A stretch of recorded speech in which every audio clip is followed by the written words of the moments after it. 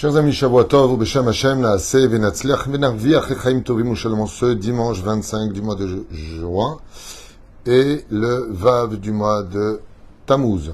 Alors, sur Rabbeinu, enseignement de Rabbi Nachman ben Fega, jour acheté par notre ami Binyamin Israël, pour la réussite, santé, bonheur et protection par le mérite de Rabbi Nachman, pour Binyamin Yaakov ben Josiam, Joël, Luna, Bat Rachma, Osnat Simcha, Shmuel Meir, Aryeh, Menachem, Mendel et Zev Nachman Bene Joël. Il raconte que le mérite de cette étude y allait et המשפחה הזאת בסימן טוב ומזל טוב להצלחה והרווחה בכל מעשי ידיהם יצליחו וירוויחו בכל מכל כל וכן יהיה רצון לומר אמן ולאלף אלפי הבדלים. On pensera avec sa permission aujourd'hui à l'élévation de l'âme de Shalom Cohen ben Eliyahu זיכרונו לברכה רוח השם תנחם בגן עדן ומשה ben Bechi וכל הרשימה qu'on a déjà donné notre liste des personnes décédées, que Dieu repose leur âme, Be'ezrat Hashem, après tout le labeur d'une vie entière, qu'il n'y ait que de bonnes nouvelles pour vous tous, Yeshuot Venechamot, Be'ezrat Hashem Itbarach, que Dieu vous comble de joie sur tous vos chemins, Besiman Tov Mazal Tov, Kol Sasson et Kol Simcha pour ceux qui veulent se marier. Et on commence tout de suite par un enseignement du Kitsur Likutei Moharan, de Morenu Harav, Tzeddik Yesod Olam, Rabbi Nachman ben Fega. Mochichei Ador, alors vous savez que il dit ici que le Mochichei Ador, ceux qui reprennent le peuple, ceux qui disent au peuple ce qui va ou de ce qui ne va pas. Pourquoi est-ce qu'ils se permettraient, eux, de dire ce qui va ou ce qui ne va pas? Qui sont-ils pour se permettre de le dire? La réponse est simple. Les Mochichei Ador, seul celui qui vit la Torah, qui l'a dans ses veines, seul celui qui accomplit la Torah, pas qui parle de Torah, mais qui vit ce qu'il enseigne, a le droit de reprendre les autres à la condition où lui-même s'est déjà grandement amélioré. Tu peux pas dire aux gens allez étudier la Torah et toi tu veux pas l'étudier. Tu peux pas dire aux gens je fais des chômeurs Shabbat qu'il khata alors que toi tu l'es pas. Et tu peux pas dire aux gens arrêtez de parler mal alors que toi-même tu parles mal. Donc il est impossible d'être un Mochichei Ador, une personne qui reprend son peuple, si toi-même tu n'es pas l'exemple à suivre. Ce qui fait que, comme l'a dit Resh Lakish, d'abord maquille-toi avant de dire si les autres doivent se maquiller. Mais quand tu as ce niveau-là, donc quand tu as la gdusha nécessaire, quand tu as les midot qui accompagnent ton quotidien, eh bien, tu peux te permettre de faire des remontrances au peuple. Seulement voilà, les remontrances au peuple sont extrêmement graves, comme on a pu le constater. Comme Moshe Rabbeinu alav shalom se permet de dire que le peuple d'Israël est un peuple rebelle et qu'il a la tête dure, qu'il fait ce qu'il veut, eh bien, Dieu le punit violemment pour cela, dans le fait qu'il tape avec le bâton le rocher, comme on vient de le voir dans la paracha de Chukat. Mais la reine, d'un côté, il faut avoir l'extraordinaire savoir parler pour dire à une personne qu'elle se trompe et qu'elle doit s'améliorer.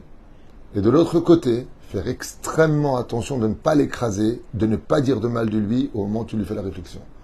Vous imaginez combien c'est difficile, au point où Rabbi Akiva a dit depuis que moi je partirai de ce monde, plus personne ne saura le faire. Et le Harizal a dit pareil.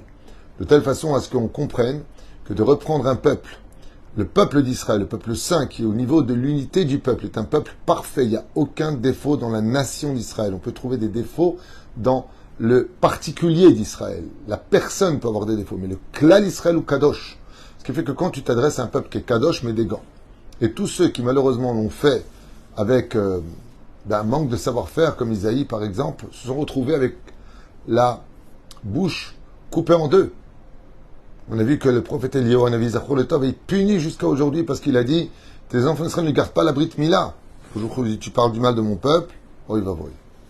La reine, oui, c'est important de reprendre notre famille, c'est important de reprendre nos amis, c'est important d'être un vrai ami. Un vrai ami, c'est pas celui qui va dans le sens du poil, c'est pas celui qui va dire à l'autre ce qu'il a envie d'entendre. Un vrai ami, c'est celui qui va dire ce qui va et ce qui va pas. Ce qui va et ce qui va pas. Par exemple, ton ami s'est disputé avec une personne que tu connais pas, mais tu étais présent. Donc tu as les deux sons de cloche, tu as vu de tes propres yeux. Un vrai ami, si vraiment c'est un ami, il doit être capable de dire à son ami, tu as tort, tu dois lui faire des excuses. C'est ça un vrai ami. C'est pas celui qui va prendre le patin de l'autre parce qu'au niveau sentimental et au niveau de l'amitié qu'ils ont depuis tellement d'années, il va le couvrir. Zelonachon. Ça c'est pas un vrai ami. C'est quelqu'un qui le met de Guéhinam. Parce que s'il a tort devant Dieu, il n'y a pas d'ami. Devant Dieu, il faut l'aider. Ce que tu as fait, c'est pas bien. J'ai vu ce qui s'est passé. Tu as manqué de respect. Tu as élevé la voix. Tu as même été menaçant. Ça ne te donnait pas le droit de. Alors la personne te dit quoi? Tu es un ami comme ça? Tu es contre moi? Non, je suis pour toi. Et pour l'autre, c'est l'homme de le monde futur. Là, tu viens de le perdre. Fais attention. C'est comme ça qu'on reprend celui qu'on aime. Quand on aime vraiment ses enfants, c'est pas en leur donnant un frigidaire qui est plein de nourriture, un toit sur la tête et un bon pyjama pour dormir. Quand on aime vraiment ses enfants en tant que juifs, c'est de veiller à ce qu'ils soient Shomer Shabbat, qu'ils Yirat Shamayim, qu'ils se comportent bien, qu'ils ne soient pas des voleurs. C'est ça être un vrai père. Qu'on leur garantit que le bonheur qu'ils nous ont donné par leur naissance se finira par un bonheur de le voir entrer à 120 ans dans le Gan Eden. C'est ça être un bon père. Sinon, il n'y a pas besoin de juifs. Les musulmans, les chrétiens, les bouddhistes et toutes les religions, et même les athées, ils donnent aussi un toit, ils donnent aussi des habits et encore. Baruch Hashem, ils donnent, chacun donne. C'est pas ce qui fait de nous des juifs. Un juif, il doit donner un toit spirituel à son fils et à sa fille. De veiller à ce que Bémet la Tsniout soit respectée. Depuis petit avec amour et avec humour. On commence. Au Réador, maintenant qu'on a compris ça, Rabbeinu. Ceux qui font des réflexions au peuple d'Israël pour le ramener sur le bon chemin. Olchim ou Bonchichimador, qui vont d'endroit en endroit pour expliquer la gravité des choses. Comment? En accusant personne. On parle en général, comme par exemple un fléau terrible, terrible. Shabbat Ratan, les gens qui viennent en voiture. Mieux vaut ne pas faire de Shabbat Ratan que de faire le Shabbat Ratan et que des gens viennent en voiture. Mieux vaut ne pas faire de Shabbat Ratan. Fais-le chez toi seul, entre ta femme, ta nouvelle épouse et toi. Et ne fais pas à la synagogue pour que les gens, Hazve Shalom, ils prennent la voiture pour venir le Shabbat. Même s'ils ne sont pas Shabbat Shabbat. Zechilou Lachem Gadol Meod. Et toutes les mitzvot tombent dans la poubelle. Lama, parce qu'on ne fait pas une mitzvah sur le dos du Navera, on ne va pas des riches pour donner aux pauvres. Ça, c'est bien pour Rabbin des Bois, pas pour nous. Velachem, Omer Rabbeinu, que dès l'arziram les moutav, donc les gdolim, que ce soit les parents, les grands-parents, avec amour, avec prestance, avec minutie, avec Bezrat Hashem, beaucoup de diplomatie, sans les accuser, sans les descendre, Marzer oton les moutav. Hem mamtikim adinim amarbim shalom baolam. Et quand on est capable de reprendre une personne et de lui faire comprendre que le chemin qu'il a pris est un chemin où il n'a pas raison, que ça va à l'encontre de la Torah des mitzvot, gentiment, sans qu'il se sente ni rabaissé ni jugé, n'oubliez pas ces deux points-là, qu'il sache qu'au même moment, il annule les décrets dans le monde, dans Amtakat Adinim, c'est-à-dire il adoucit les décrets qui devaient tomber sur sa tête et sur le peuple d'Israël, parce qu'on est tous à Révim Zélazé. Quand il y en a un qui faute, il peut dire toute sa vie, je fais ce que je veux. À cause de lui, on peut tous payer. Tous. Par maladie, par mort, parce que tu veux guerre. L'homme est chané. On est tous dans le même bateau. Quand il y en a un qui fait un trou sous son siège, il coule tout le monde.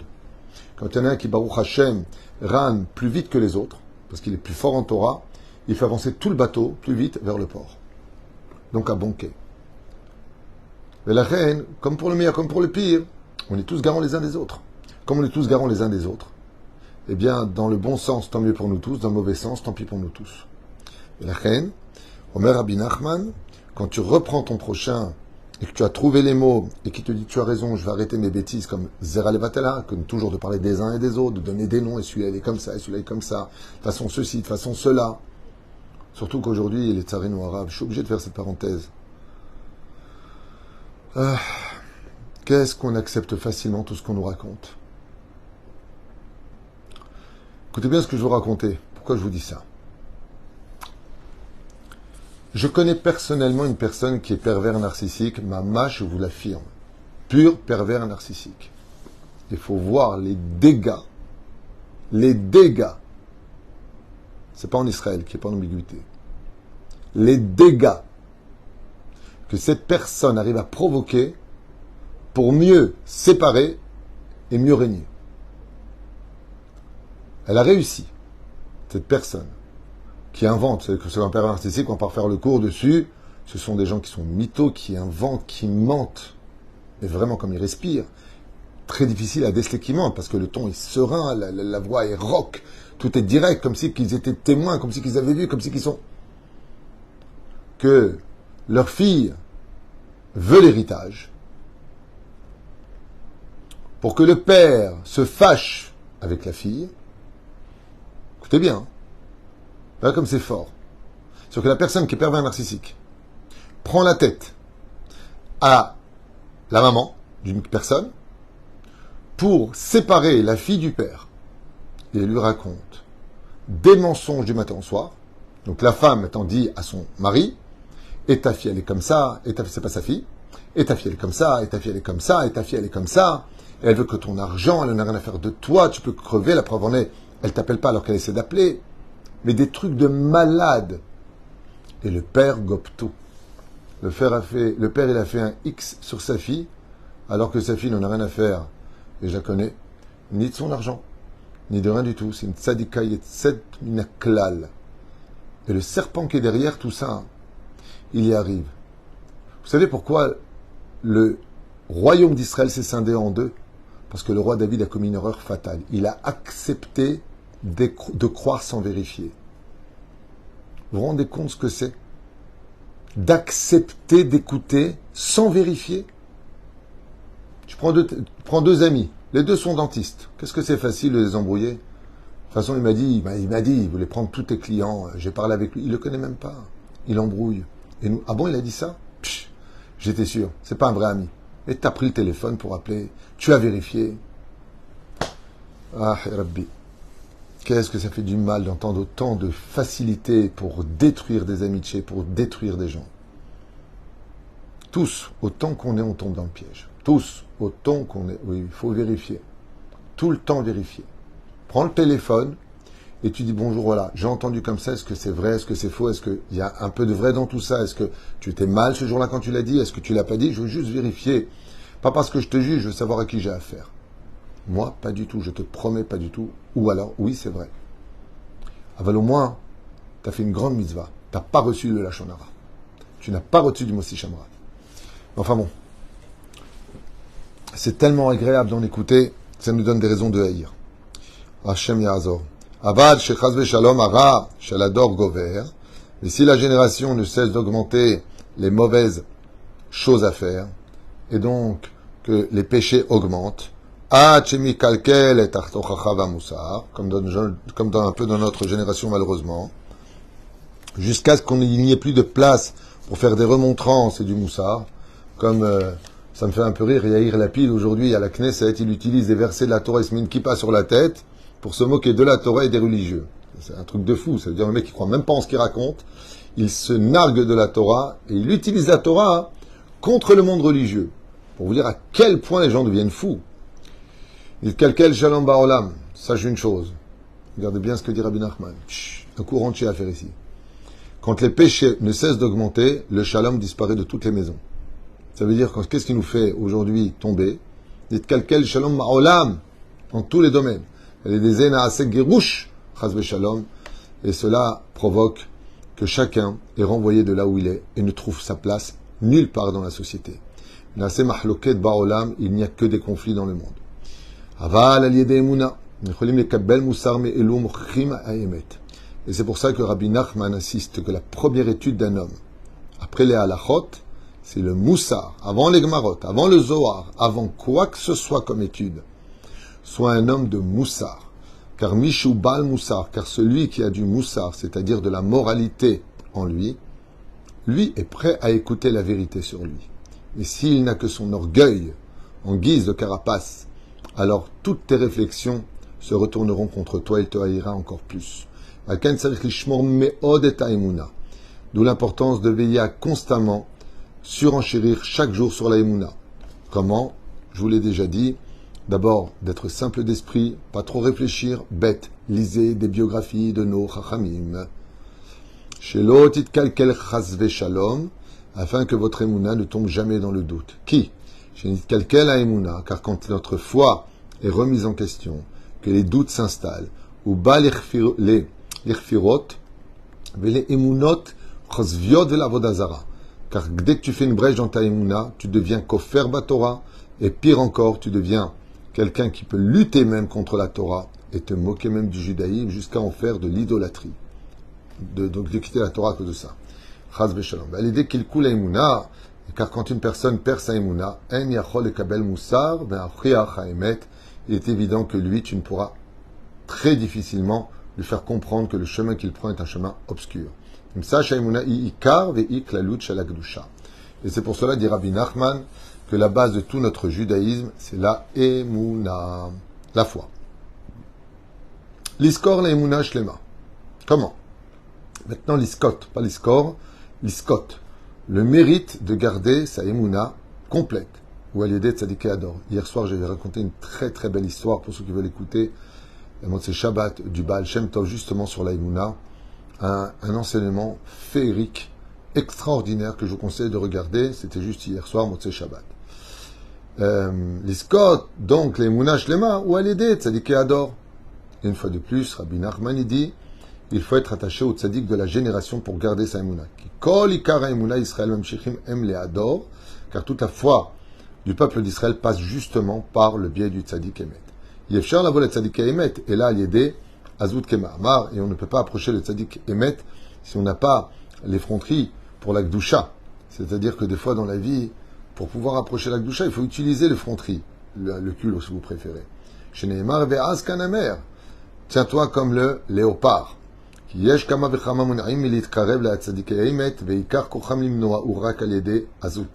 Car dès que tu vas approcher le monde de la vérité, et dès que tu vas approcher le monde de l'étude de la Torah et de la crainte du ciel, sache que le Yetzer Hara vient avec toute son effronterie, avec les moqueurs autour de toi, avec tellement d'obstacles pour ne pas que tu t'en approches. Et c'est pour cela que tu dois être exactement pareil. Sois culotté s'il le faut, pour affronter les obstacles de la vie et adhérer au Emet. Al-Yedeken, Al-Ken, Kedei Natel Mehem, Yefshar Rak Al-Yede Azut Digdusha. Il faut être donc effronté dans la Gdusha. Ça me rappelle l'histoire d'un ami qui était complètement addict à son portable, qui venait de payer 6000 shekels. 6000 shekels. Le portable, je sais pas quoi, je ne vais pas rentrer dans les détails. Et il m'a raconté que quand il a fait Teshuvah, il n'y a pas tellement longtemps, il est tellement addict à son portable qu'il n'y arrivait pas. Il a pris un marteau, il a cassé son portable. Il a fait un acte incroyable. Il a cassé son portable, pas cachère. Il a dit, c'est la seule façon pour moi d'arrêter. Il est parti acheter un portable cachère. Et je lui ai dit, mais pourquoi tu l'as pas mis de côté? Pourquoi? Juste pour comprendre. Tu peux faire plein de choses avec. Il m'a dit, des fois dans la vie, il faut être culotté avec soi-même. Il faut casser mon Yetzirah, qui n'arrête pas de me casser, alors je l'ai cassé aussi. C'est exactement ce que dit Rabbi Nachman. Des fois, il faut prendre un marteau et casser les obstacles qui nous empêchent de nous élever vers la Gdusha. Parce que si on était conscient des larmes qu'on va verser après la mort, de regretter de ne pas avoir fait ça, d'avoir été au-dessus de ce que l'on pensait être en réalité addict, je ne dis pas que chacun va casser son portable, je dis simplement que s'il y a des choses qui nous empêchent de servir Hachem, il faut des fois être dur avec ces choses-là et d'arrêter d'être tout le temps conciliant ou en négociation. Le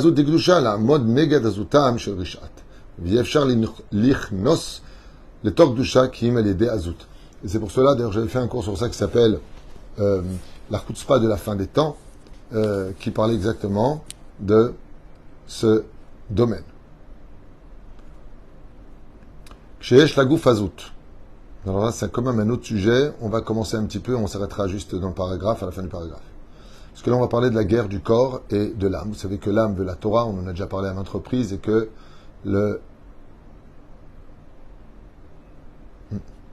la Neshama a sa nourriture spirituelle, et de l'autre côté, le corps, lui, veut la matérialité et les plaisirs de la chair.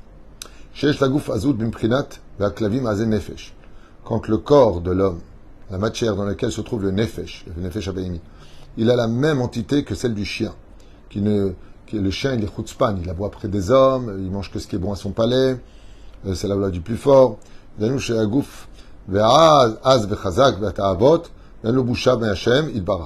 Rabbi Nachman nous dit, car le corps, lui, n'a honte de rien, même pas de Dieu, parce qu'il retourne à la poussière, il n'est rien. Donc pour lui, comme il n'est rien, il n'a même pas de notion de déplaire ou pas à Dieu. C'est pour cela que le but du judaïsme, c'est de nous faire comprendre que le corps est très important, puisqu'il y a la résurrection des morts, et qu'on se doit de respecter notre santé et de respecter notre corps. Et malheureusement, celui qui n'est pas comme ça, il fait des tatouages, il fait des piercings, il perce le corps, il ne fait pas attention à sa santé, il ne fait pas attention à son cholestérol, au sucre, il fait attention à rien, leur patelot. Il peut être certain que son corps, il va fauter beaucoup. Pourquoi? Parce qu'il veut profiter de ce monde, comme le chien, qui est un animal qui veut profiter de chaque moment de sa vie. C'est-à-dire que le chien est représentatif de la matérialité dans le judaïsme. Et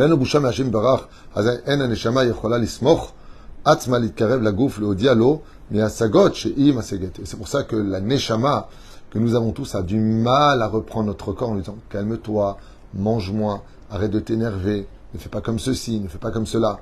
Un peu quand le chien, qui est un animal très attachant. Moi, j'aime beaucoup les chiens personnellement. Mais des fois, il aboie après des gens. Mais arrête d'aboyer. Tais-toi. Va là-bas. Et il continue. Et il continue. On dit, calme-toi. Allez, on lui fait une caresse. On le calme. C'est ce que c'est de faire la neshama avec le corps. Pourquoi? Comme c'est Kélev, en hébreu, chien, c'est l'aide du mot Kélev, comme le cœur. Donc il faut calmer son cœur. Et malheureusement, la neshama n'arrive pas à faire du moussar à notre corps. Car la neshama perçoit les mondes supérieurs. Elle comprend la spiritualité et s'en nourrit. Tandis que le corps non.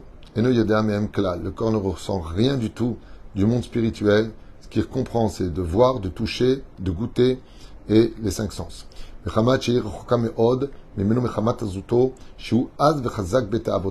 Tout comme la neshama est très fort dans la spiritualité, le corps est encore plus fort dans la matérialité.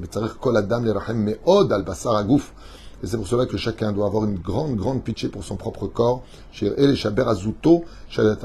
D'un côté, l'âme doit être chutzpanite, c'est-à-dire effronterie maximum pour la gdusha, et elle doit par contre calmer le corps d'être moins effronté pour le monde de la matérialité.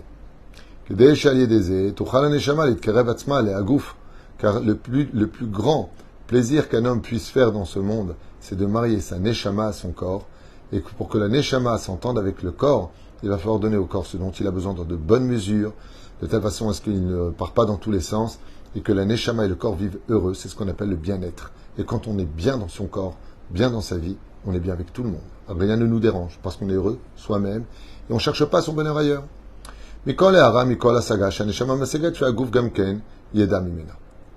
On fait la dernière lettre ici, Vav. Leachnia azut aguf.